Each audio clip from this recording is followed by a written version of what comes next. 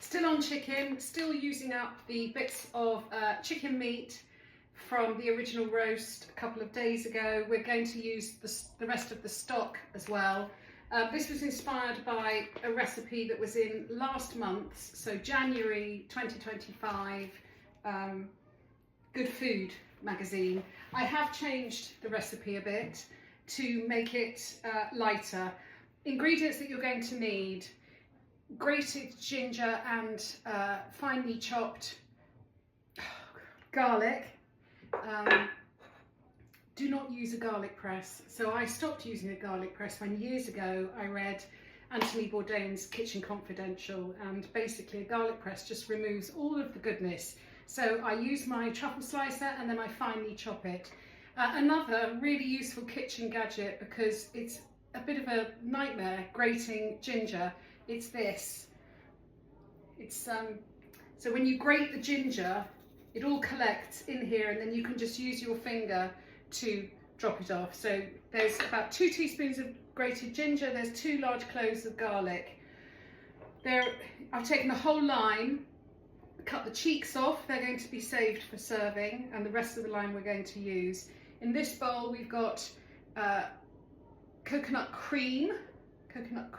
I used about half a tin, so it's just the really thick stuff. A couple of spoonfuls of peanut butter. The recipe said smooth. I don't have smooth, I'm using crunchy, and it's delicious. The gochujang, which, as we established the other day, has been in my fridge since 2023, so it's about time I started using it up. Then there's 2 teaspoons of soy sauce mixed with a teaspoon of brown sugar. The ramen, and a couple of drops of fish sauce. That's going to be the saltiness. Ramen noodles. My favourite ramen noodles are Itsu. I've actually already made mine ready. So these cooked for 5 minutes, and these are ready to go in as the dish comes together, because it's all very quick. Pak choy. An egg that was boiled for 7 minutes. You can see the yolk is still got that sort of slight mushiness to it. Frozen sweet corn. I've got my leftover chicken. I'm going to use some coriander at the end. I'm going to be using chicken stock as the base of the soup. And then oils that I've got are chili oil and vegetable oil. So I'm ready to cook. A bit tired today, so I might have even more trouble finding my words. I've got a pan. I'm doing a medium-low heat. Bit of vegetable oil going in the pan, and the garlic and ginger, and I'm going to cook those on a low heat because ginger burns, and garlic burns. So that's going to go in and flavour the oil, and I'll just cook that on a low light for a couple of minutes. That's smelling lovely now.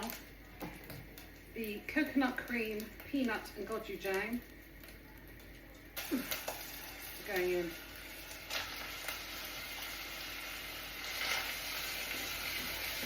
And I'm going to let that cook for a minute or 2, and I'm going to keep stirring until it's a nice smooth paste. It smells divine.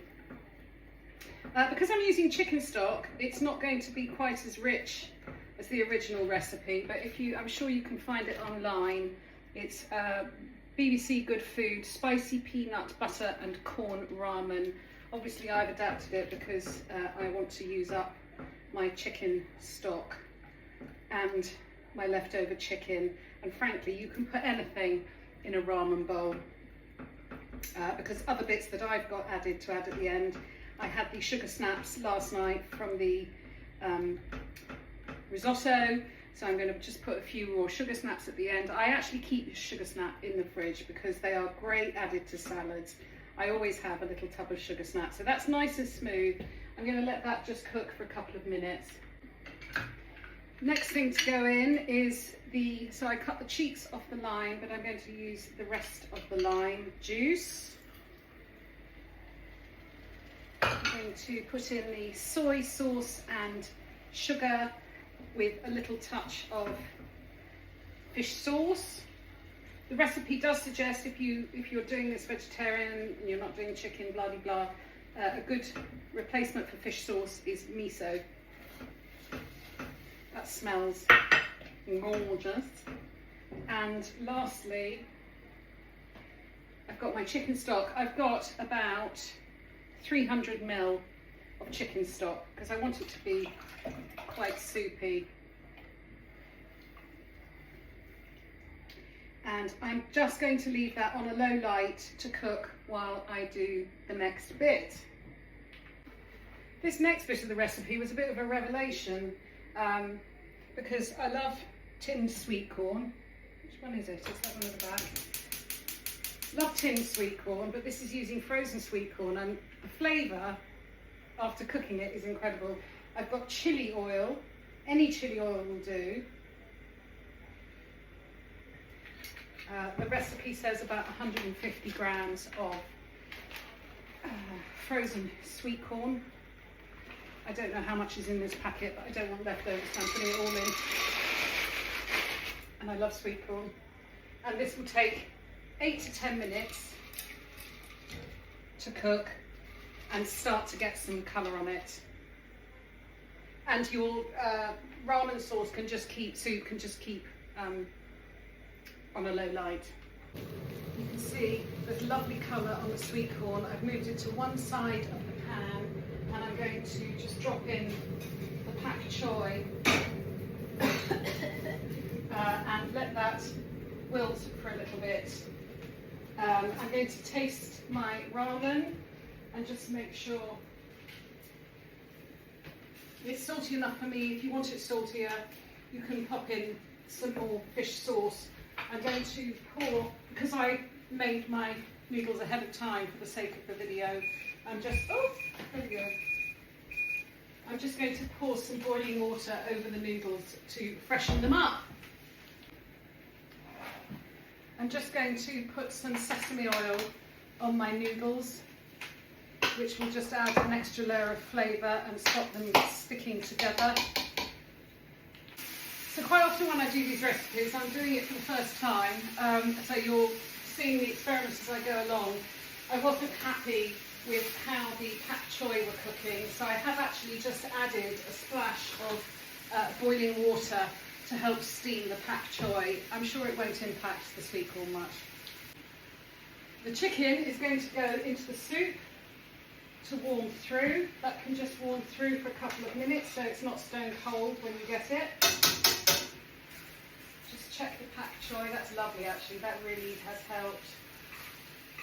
I'm just going to give the pak choy a minute or so more.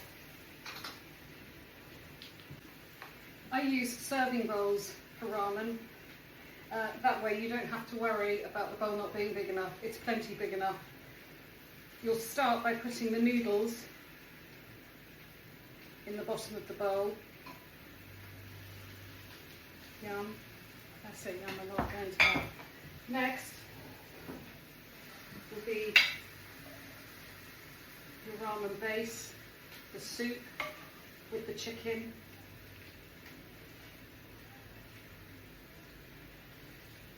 There we go.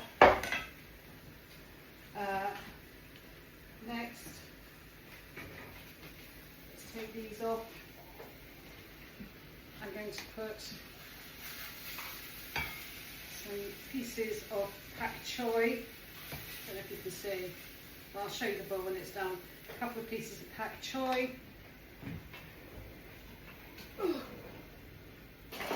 Probably should have been more organised. A really healthy spoonful of that lovely sweet corn.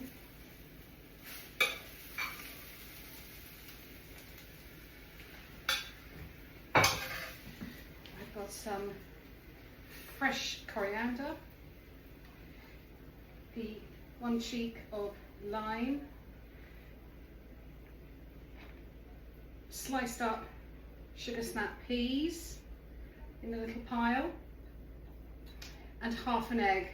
Again, their recipe suggests a whole egg each, but I didn't need a whole egg. I I think I've put everything on there. You can put an extra drizzle of chili oil if you want. And there it is. I'll take a photo.